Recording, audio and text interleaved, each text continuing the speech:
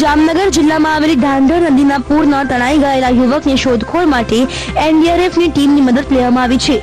એનડીઆરએફની ટીમે યુવકની શોધખોળ શરૂ કરી છે। જામનગરમાં ભારે વરસાદના કારણે ઢાંઢર નદી ગાંડીતુર બની છે।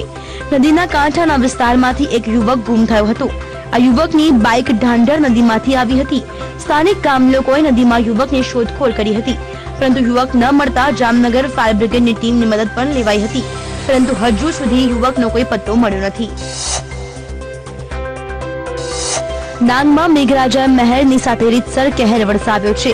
એક બાજુ ગીરાધોધ પોતાનું રૌદ્ર સ્વરૂપ ધારણ કરી રહ્યો છે અને બીજી બાજુ વધાઈ તાલુકાનો કોઝવે તૂટી ગયો છે। એમ કહો તો પાણીના વિકરાળ રૂપથી પાણીમાં જ મળી ગયો છે, જેનાથી લગભગ 30 જેટલા ગામોનો સંપર્ક તૂટી ગયો છે।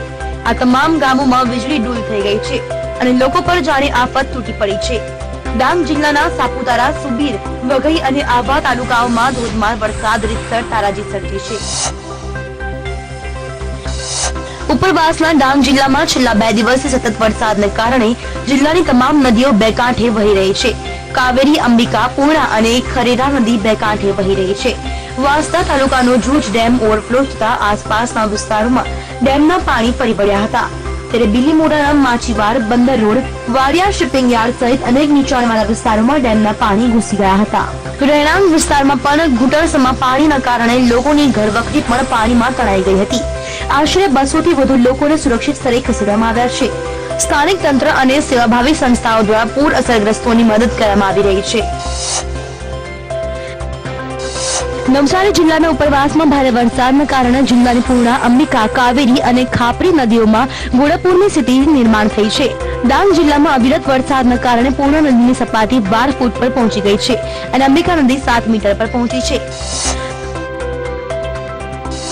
દક્ષિણ ગુજરાતમાં ભારે વરસાદના કારણે અંબિકા નદીમાં પણ વરસાદના કારણે ભારે પૂર જેવી પરિસ્થિતિ સર્જાઈ છે।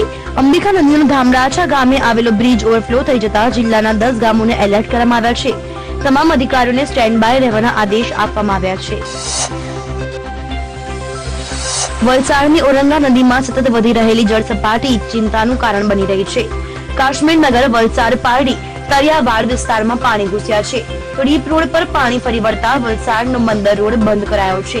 વલસાડથી હનુમાન ભાગડા, ભદેલી જવાનો રસ્તો પણ બંધ થયો છે। વલસાડમાં ભારે વરસાદને પગલે ઠેર ઠેર પાણી ભરાયા છે। વલસાડમાં અનેક વિસ્તારોમાં મુશળધાર વરસાદને લીધે જળબંબાકારની સ્થિતિ સર્જાઈ છે અને જનજીવન ખોરવાયું છે તો રસ્તા પર પાણી ભરાવાના કારણે વાહન વ્યવહાર પણ ઠપ થઈ ગયો છે અને લોકોને મુશ્કેલીનો સામનો કરવો પડી રહ્યો છે।